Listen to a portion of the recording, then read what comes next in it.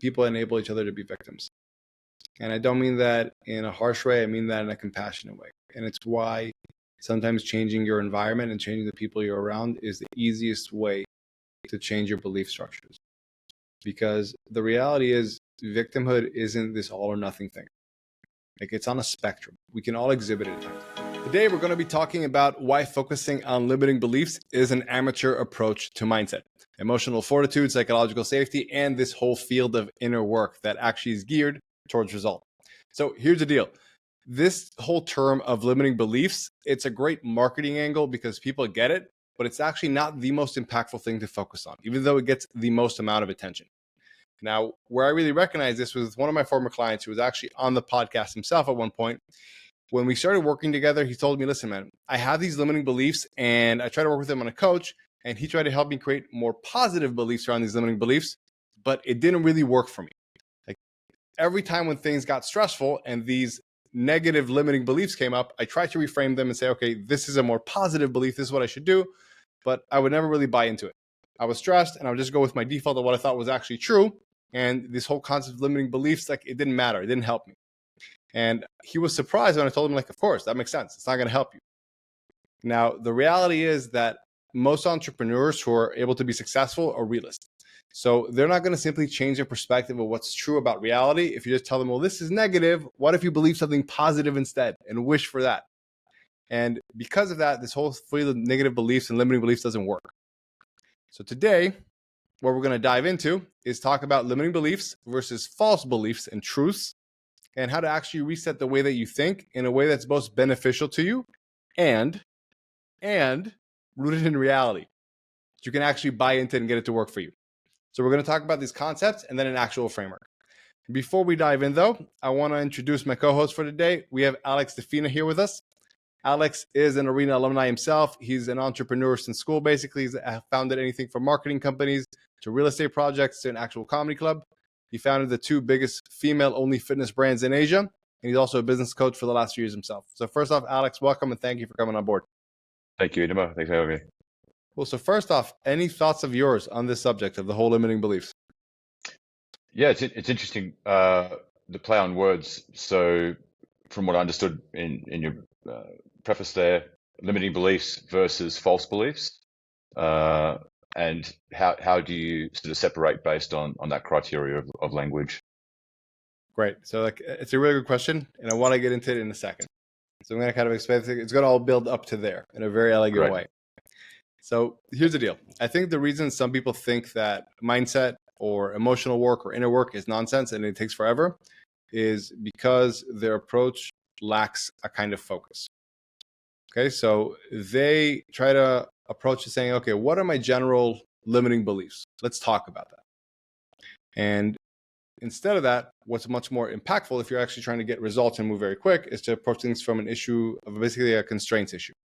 To first figure out what you want, what you need to do, and then only look back to figure out, okay, if this is what I want and this is what I need to do in order to do that, what are the possible mental blocks that are holding me back, that are actually limiting my success, not just general things?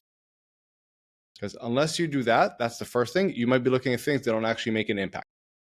You won't actually hold you back from achieving the life that you want or having the business that you want. And first off, that's why I think a lot of people think this mindset stuff doesn't work, because they just go into general, like, let's find all your limiting beliefs in life. And it's just a very scattered approach. So first off, does that make sense before we really dive into it? It does. Great. Now, with on top of that, here's a problem with asking yourself, what are my limiting beliefs? So let's say like you're really clear on what you want to get to. You're very clear on how to do that. And now you're trying to say, okay, but I'm still not doing it. For some reason, I can't get myself to action the things I know should be actioning. Now, if you ask myself, what are my limiting beliefs? That's nice. But the reality is, it's not as impactful as figuring out what are my mental blind spots. Mm-hmm. And that's why you saw in the arena, what we did is we didn't ask you like, hey man, what are your limiting beliefs? What do you think your limiting beliefs are around this subject? Because like the hits in life that really hurt us are never the ones that we expect. They're usually the ones that we don't expect. Those hits are much, much harder. Mm. And I think that's the biggest issue with this whole limiting belief stuff in general, is that people look for to say, what are my limiting beliefs? Instead of trying to figure out what are my mental blind spots.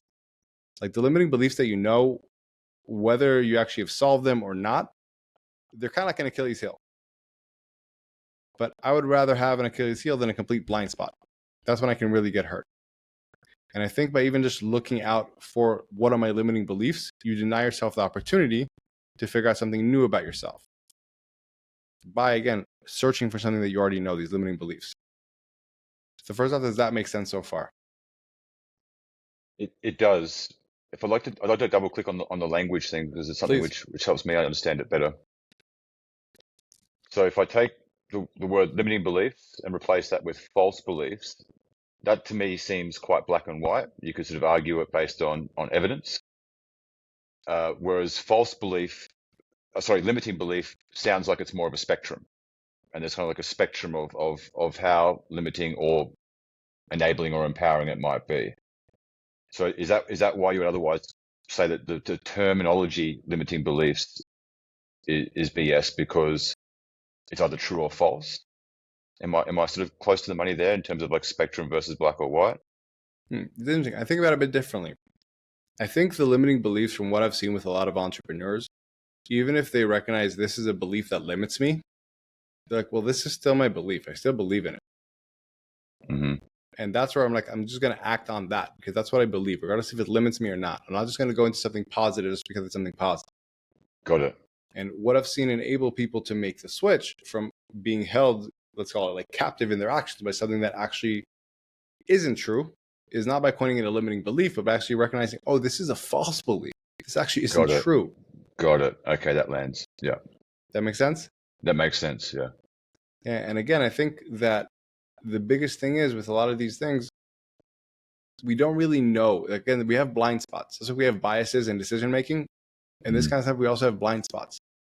And people are already trying to say, okay, I know these are my limiting beliefs when they approach, for example, let's say I'm in an impasse.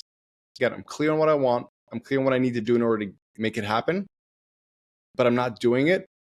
The first question a lot of mindset people, let's call it, try to ask, like, oh, what are your limiting beliefs around this subject?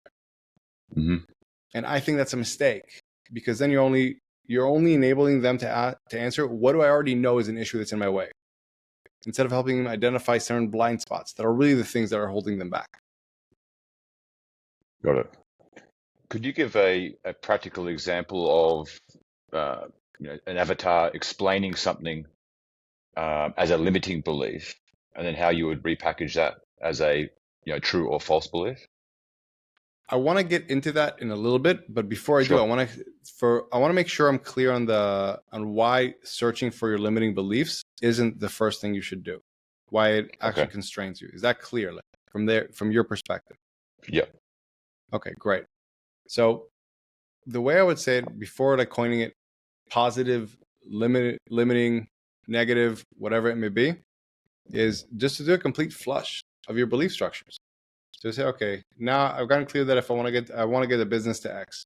In order to do that, we have to do these certain things. We have to hire people. We have to purpose let people go, whatever it may be.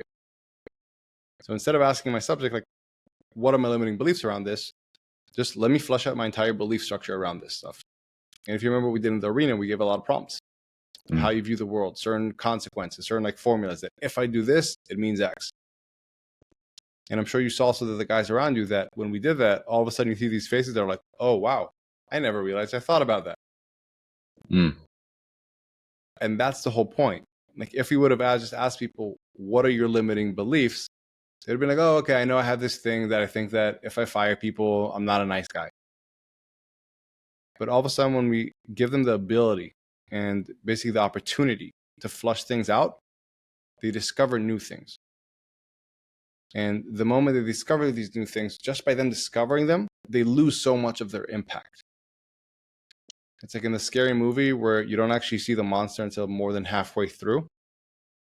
It's because of that. Because the moment something becomes known from unknown, it loses a lot of its grip on us. It's not as scary anymore. So what does that flushing out process look like? It's like a blank slate, and I'm just going to sort of do a brain dump of my beliefs. Okay. Very well said. I would say a more guided brain dump instead of just saying, okay, like what are general beliefs I have? If you remember, we gave you guys a lot of prompts in the arena. That was the big deal of it. We said, okay, like there's certain things that are general, like worldviews, like people are this is, I am, all these kind of structures that are just one sense. This is how the world works in general. Mm-hmm. And then there are the consequential beliefs that are very specific to a subject, that unless I do this, then X will happen. Or if X, then Y.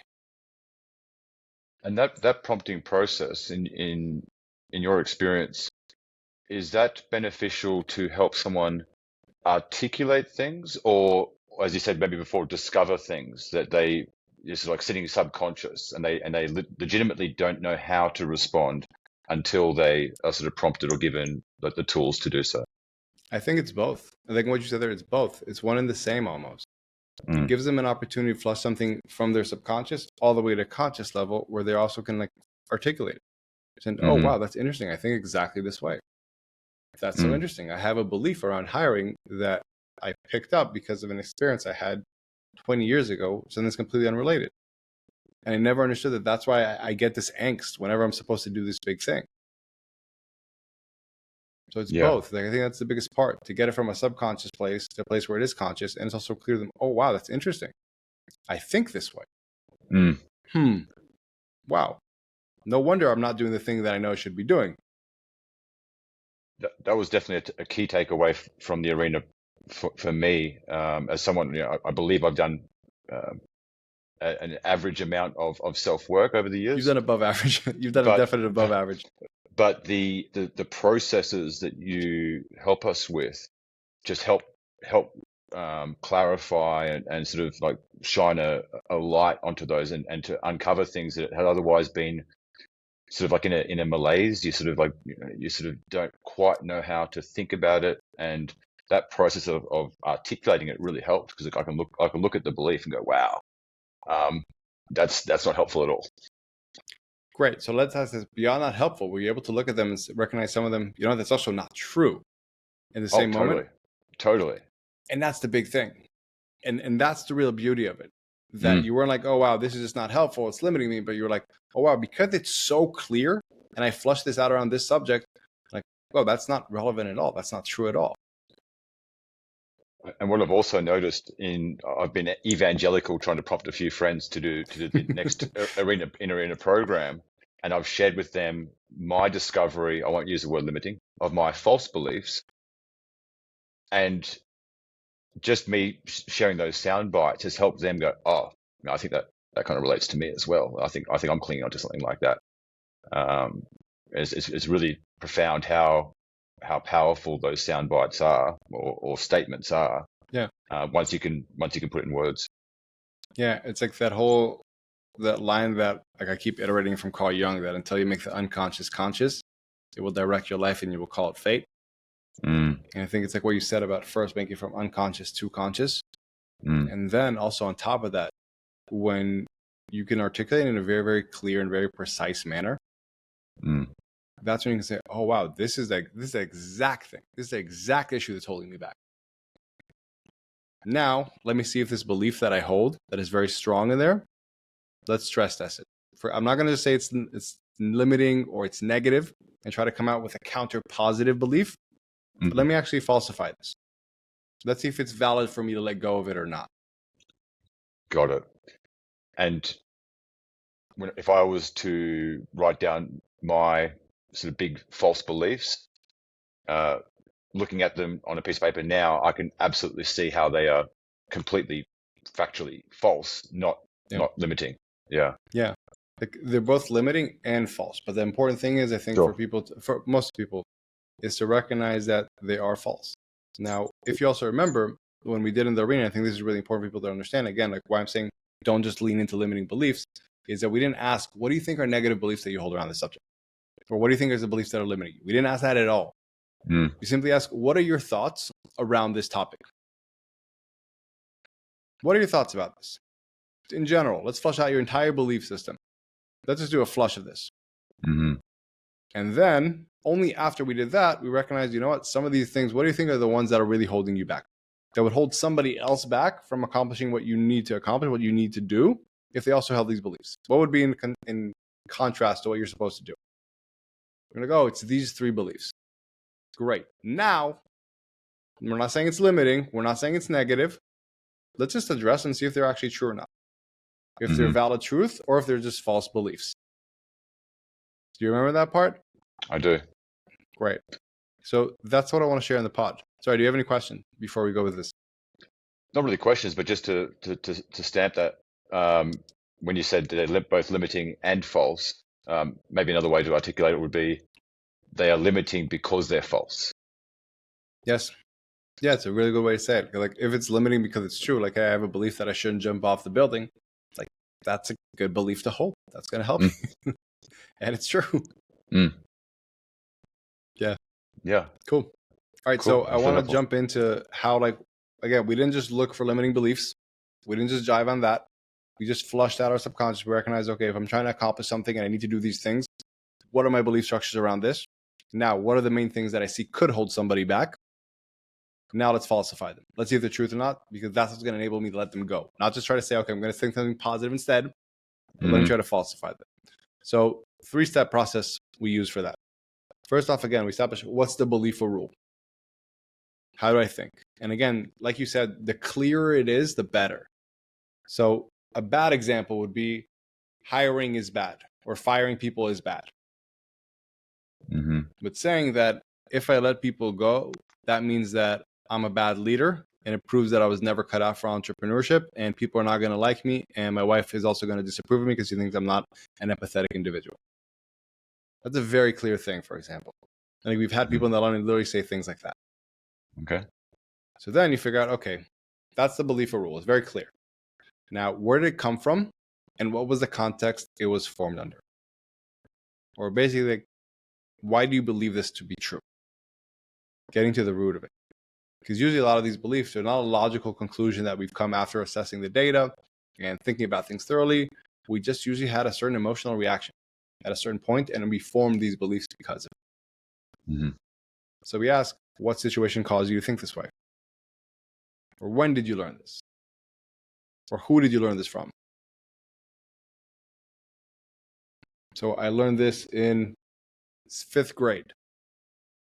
I learned this in my first business ever because I had a really ununderstanding partner and a very negative business partnership. Who did you learn this from? Whatever it may be. Sorry, go ahead.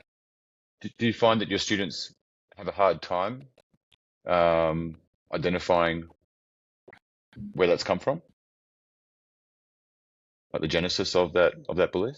Yeah, first off, it's interesting. I wouldn't call them my students. They're people I enjoy helping, but usually not. It's surprising how clear it is for most people.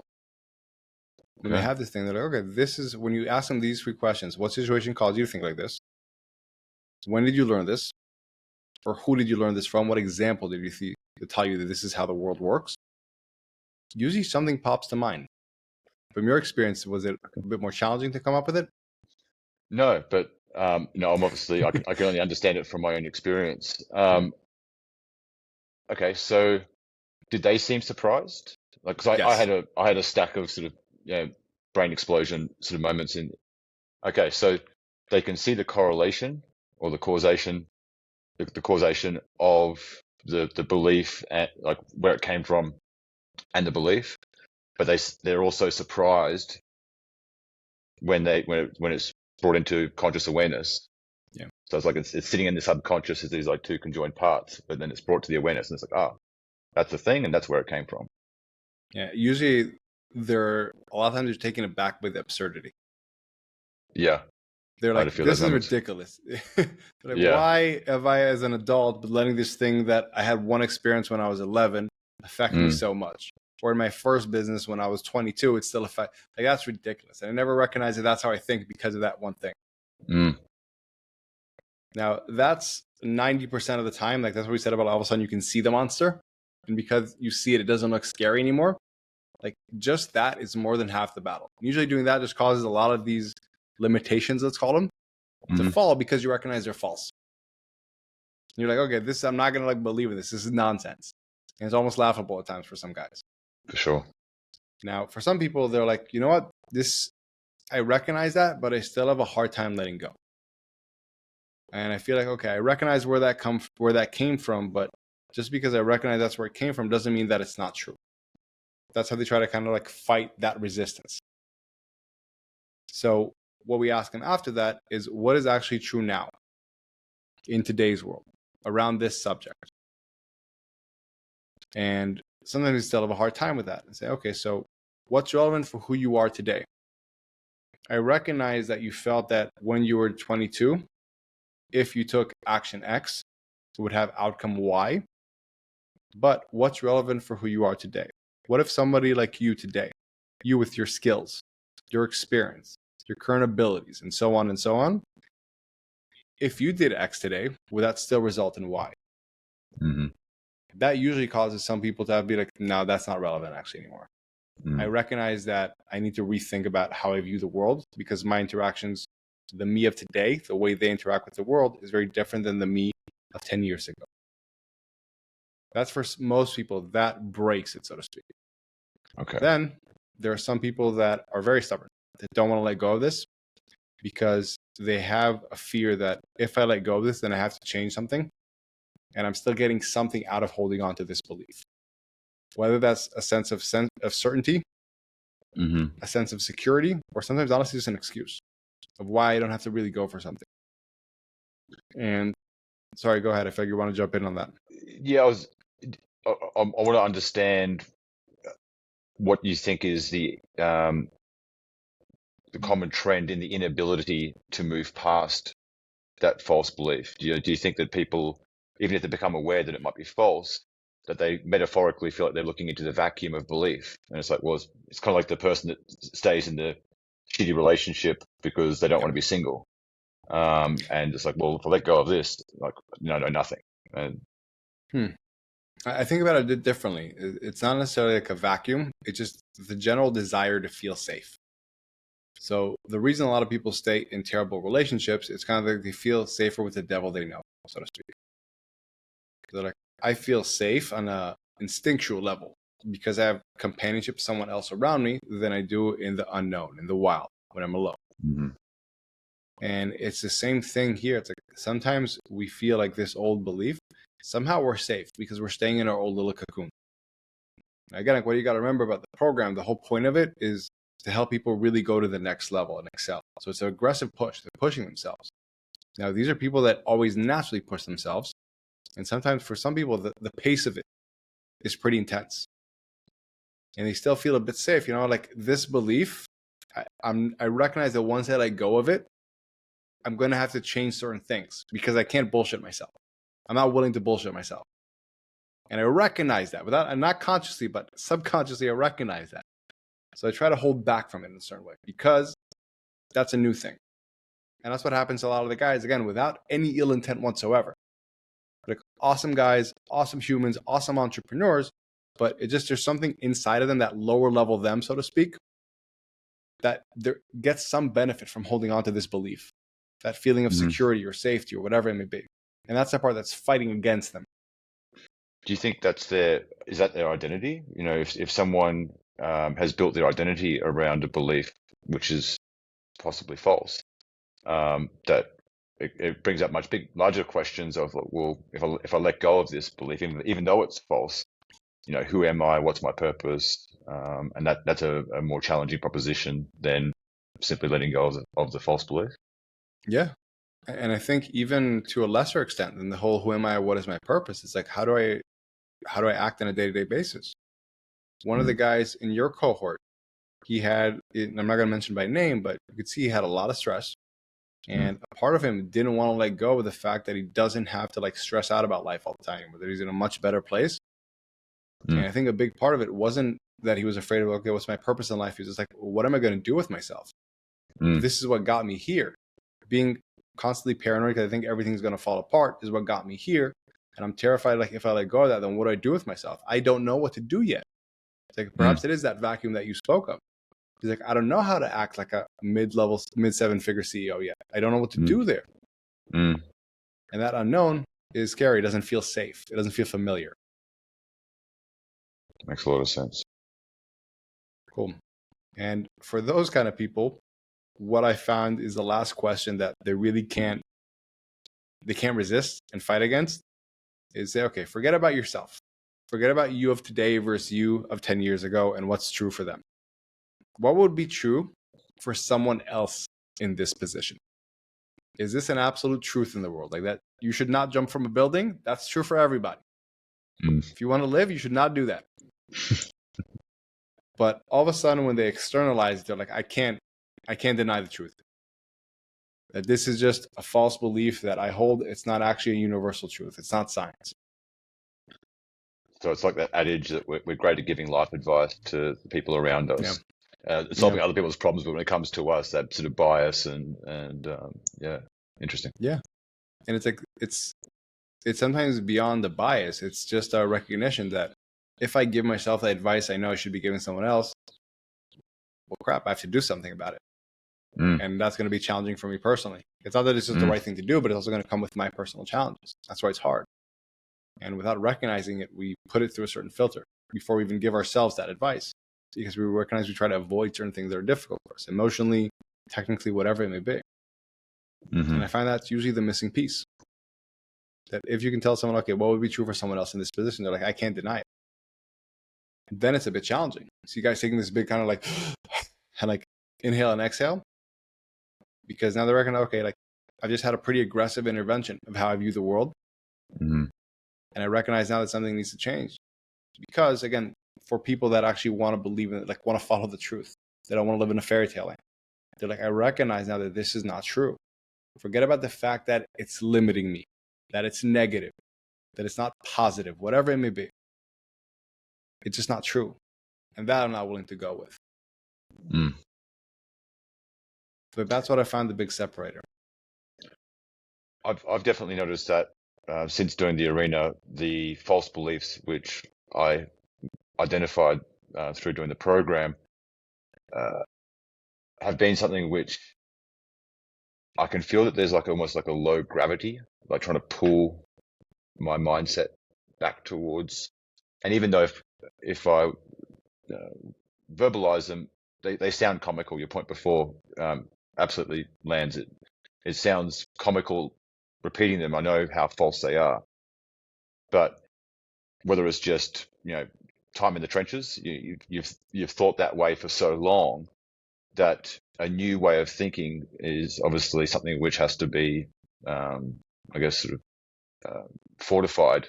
Yeah, and I think it's first off, I agree with you. Yes, I think it's just you have certain patterns, certain habits. It's mental habits. It's the same thing. It's like, but like you said, the power there is that you recognize like actually this is a wrong habit. It's a habit that A doesn't serve me, and B is just it's not relevant. There's no reason to be doing this. It's all based on a mirage. Like, and that's the big thing to recognize. This is all based on something that's not true. So when we recognize that, it lets go of us. And also what you think is really what I think you didn't say, but you kind of were in your words, is that that's also the key component, is to not hope and pray that, okay, this will go 100% away and I'll be in this magical land of bliss where nothing holds me back and my mindset is so amazing. I'm so confident. Everything's positive and amazing. And now I can take action. But it's just getting people to the point where they can take action. And they have that position of power where they can choose to say, you know what? I know this is what my mind is used to doing. This feels kind of familiar and safe in some old familiar way, but it's not true. And I recognize that because it's not true, it actually doesn't have as big of a hold on me. So it's a bit more challenging, but I'm actually going to go with what actually is true, what I should be doing, how I should be acting. The actions that I do need to take that will serve me. Like once you get yourself to that position of power, I think that's the ultimate thing. It's not about waiting for it to feel 100% comfortable, 100% confident all the time. And that's when I see people get stuck in these loops.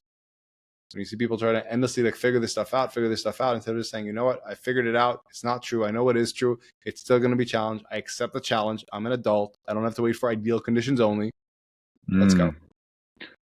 That's interesting, actually. I can see how it can become intoxicating to sort of move past a false belief and sort of go into this kind of sort of never land of replace and then want to stay there because it maybe is that coming from a place of avoiding pain that, well, if I establish a new belief, and then I find that that's false. I don't want to go through this again. So it's easier just to kind of stay in this sort of twilight.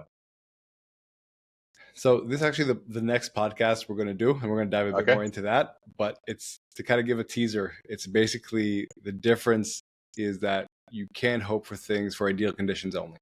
And we'll explain why people get caught in that kind of spin cycle and why it actually doesn't serve them to try to make those ideal conditions. Now it holds people back.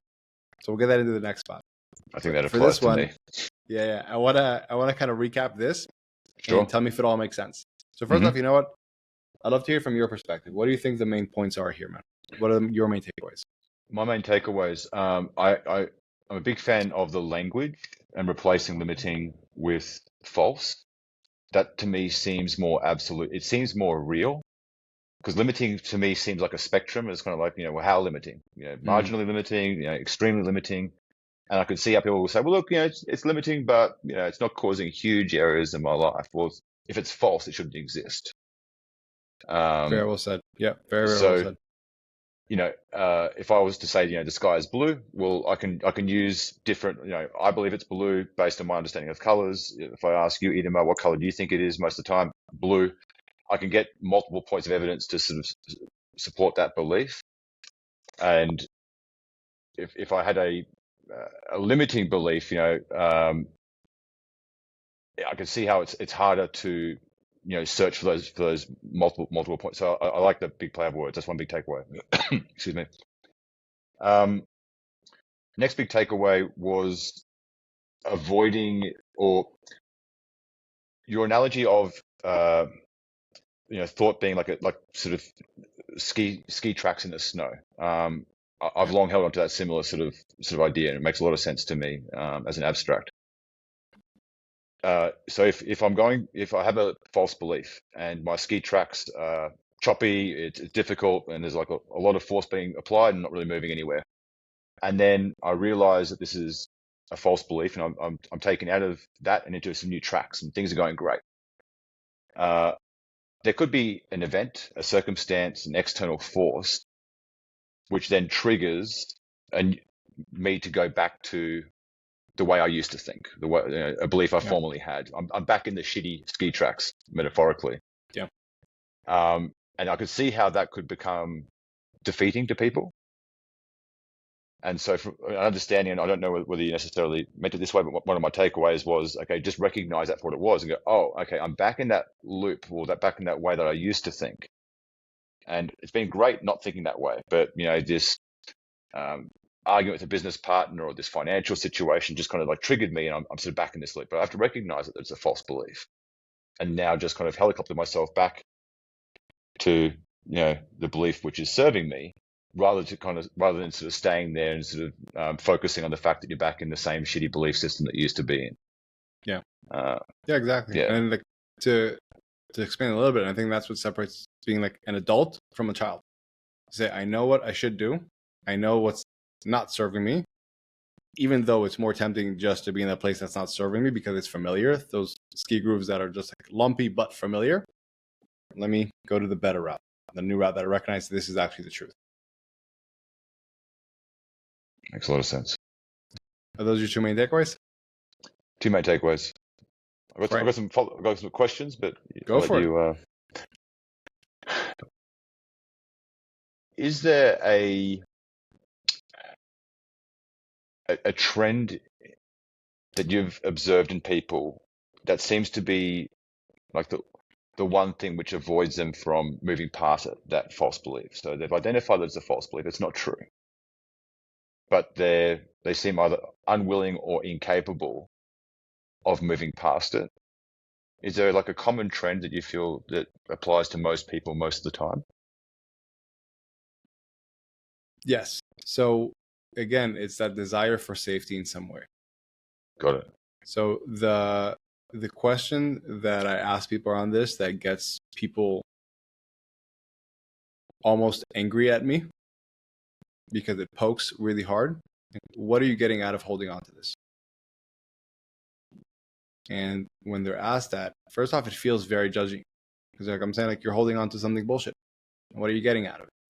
but it comes from a place with care. And ask them generally, like, what are you getting out of holding on to this? And I'm not asking that as a rhetorical question. I'm literally asking, what are you getting out of this?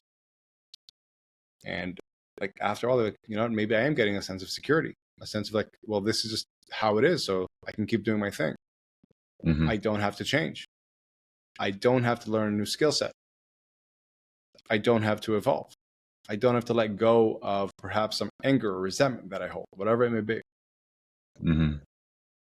And I feel like that's the biggest trend. Like people, it feels, again, like things that are familiar feel safe, even if they're not helpful.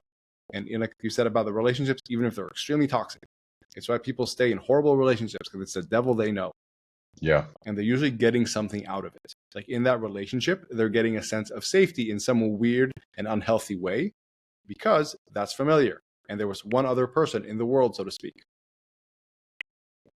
Yeah, I see that a lot in the fitness world, because losing body fat or building muscle isn't terribly complicated, right? Just, do the fitness things and eat a certain way, and things will usually work out just fine. But there's so much gravity towards the person who's waking up and having ham and cheese croissants for breakfast and eating terribly and not working out. They know from an activity point of view it's not serving them. They know from a nutritional point of view they're doing the wrong things. Yet it seems that their identity is so wrapped up in being that person that even though they know that their behaviors are not serving them, there's a disconnect between their beliefs and their behaviors. That's been really interesting. So you said they know from a technical perspective that it's not the Yeah. right thing? And what else? Well, you said one other thing. Their behaviors contradict, so that they know that, hey, I should be, I eat this way. I know I should be eating this way. And I'm not active. And I know I should be active. And then it's but, and then the but is where, the fitness industry kind of exists. Yeah. Very well said. And I think that big but is like, but emotionally, I know I'll get something if I do the wrong thing. And that's where this all is. Like they don't let go of this belief, because emotionally I'll still get a certain hit that I want if I don't let go of it. That sense of comfort. So does that answer that question? It does. I've got a follow up to that question. Go for it. Question 2.1 would be, have you observed people becoming, I guess religion would be the extreme example of becoming tribal around beliefs, but is there a sort of a law of attraction between people who have a certain false belief, and even though the individual within that group might identify that this is a false belief that's also limiting, because their environment is surrounded by other people who share that false belief, that it adds an extra layer of sort of obstacle for them to move forwards and to stay. I'll say something here that. So here's the deal. A lot of times that stuff, people enable each other to be victims. And I don't mean that in a harsh way. I mean that in a compassionate way. And it's why sometimes changing your environment and changing the people you're around is the easiest way to change your belief structures. Because the reality is, victimhood isn't this all or nothing thing. Like it's on a spectrum. We can all exhibit it at times. I exhibit it at times as well. When I'm extremely tired, when things are going crazy, I'm like, why can't this just be easier? I also have that thought in my head. Everybody does. And when you're around people that are also saying, oh, this is just hard. Oh, this is just this. Oh, it's easier for them, or whatever it may be. I have these negative talk. It's naturally easier to gravitate towards that. And for people to justify, oh, you're doing it okay, but this is fine. You don't really need to improve. I think that's the biggest thing. Like a negative environment where everybody thinks the same false beliefs, and they're like, okay, we can just accept that. We don't have to actually change about it. Like you said, changing these false beliefs, it's not an easy thing. It doesn't come natural. You have to put yourself in that position of power, go through this process, then do something about it. Like if you have even more resistance because your environment is filled with people that are basically don't want to do anything about it, and then they're not going to just try to enable you to not do anything. They're going to try to encourage you to not do anything about it, because if you do something about it, that's going to put something in their face. If this can change and they're not doing anything about it, like, life is just harder than it needs to be.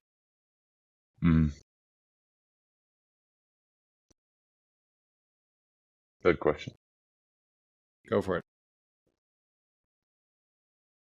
if a false belief is, I'll just pick a sensational example, flat Earth, right? Yeah. I believe the Earth is flat.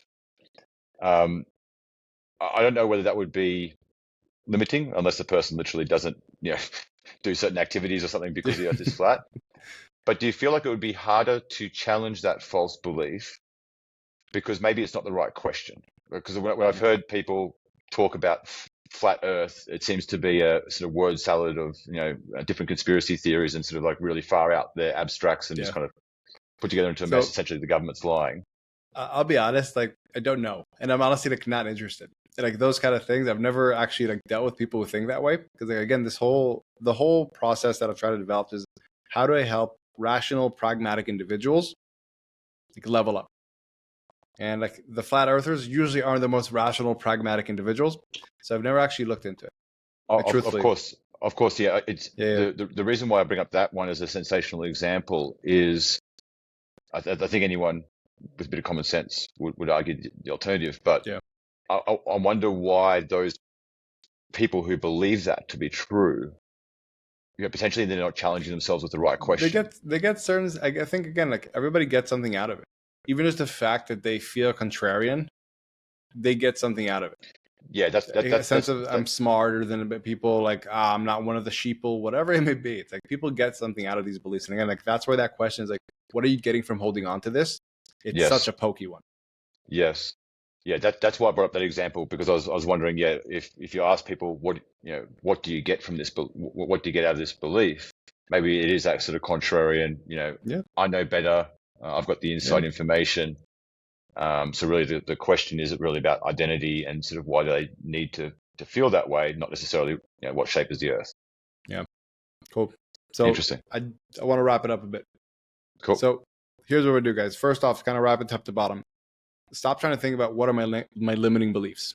By doing so, you deny yourself the opportunity to discover the actual blind spots that can really get you hurt. That's the main thing. It's like imagine like you're on a football field. If you know a hit is coming, you can brace for it. If you're completely unaware, it's going to knock you off. So instead of just asking myself, what are my limiting beliefs? You got to figure out what are all the beliefs that I hold here? And then what are the ones that are holding me back? That's step one. Now, the way to do that is by first going about this in a very systematic fashion. So figuring out what I want to get out of life or what I want to get out of business. What are the actions that somebody who would want this need to take? And then what are my beliefs around this? From there, you can figure out, okay, you know what? I think these beliefs here, these three ones, they're the 80-20 of what would hold somebody back from taking these actions. Now that I recognize these are the main factors that are the constraints, let's falsify them. Let's first ask, where did I learn these to be true? Whose example did I see? What situation or what interaction in life did I take a lesson from? Did I have a certain emotional reaction that taught me that this is how I should think? Or when did this happen in my life? When did I start believing this? Usually, that'll create an epiphany. And all of a sudden you recognize, wow, that's where I believe that. That's irrelevant. That's not true at all. That was just because of that one instance. Now, if that still doesn't chip away at it and you still hold on to it, which again is not a judgment thing, it's just natural because we have that lower part of ourselves, then you can ask, okay, what's actually true for me today, who I am today? Because yes, I can recognize that Itamar for 10 years ago, maybe that was true for him. Maybe at the beginning of the business, it was true that Itamar had to do everything and everything all the time and not delegate because he was the only one. But that's not relevant for who Itamar is today. That's the first thing. Is it still relevant for who I am today with my skill sets, my current abilities, where I am in life, and so on and so on? And if that still doesn't change, then I can ask myself, okay, what would be true for somebody else in this exact situation? And that usually really forces us to look at reality and say, okay, you know what? This is not a truth. This is not science. This is not gravity. This is not a fact. This is just a belief that I held. And it sounds like it's a false belief. It's not a truth. So therefore, I need to let go of it. And if I still find resistance to let go of it, I can ask myself that challenging question. That basically I force myself to have an intervention with the truth. Like, what am I getting from holding on to this? And the moment I can pinpoint that is the moment I can say, you know what? I get that's what I'm going to have to give up in order to get where I want to go. And that's where I get to have that position of power, like you said. And I'm going to make the right choice, do the mature thing, and I can start winning. So the question I want to leave you guys with today is, where in your life do you feel stuck because you've been looking to turn a limiting belief perhaps into a more positive one? If you're doing that, perhaps you're going about this the wrong way. Now, if you have clarity on what you want and how to do it, but can't take action, there's probably some mental blind spots. So that's the first thing you should address. If I know what to do and how to do it, but I'm not doing it, first off, try to flush out your mental blind spots. Just figuring those things out, and again, turn them from a blind spot into an Achilles heel, could solve all your problems. And for that, we also have the micro course on the website. We'll link it in the show notes below, but it's exactly about that. How to uncover all your mental blind spots so you can win. Now, if you find yourself, you're not even sure where to look, then you first need to get clarity on what you want to accomplish and what are the specific actions that somebody who wants to accomplish that would need to take. And then figure out, okay, what are my beliefs around this? Not positive, negative, limiting, but just what are my beliefs? And from there, the process will reveal itself. So I hope this was helpful for you guys. Alex, thank you again for joining us. And again, guys, we do have this micro course on the website. We're going to link it down here as well. It's the exact way to uncover all your blind spots. It's completely free for now. So please go ahead and check it out. Aside from that, we'll see you in the next episode. Thank you very much for listening, guys.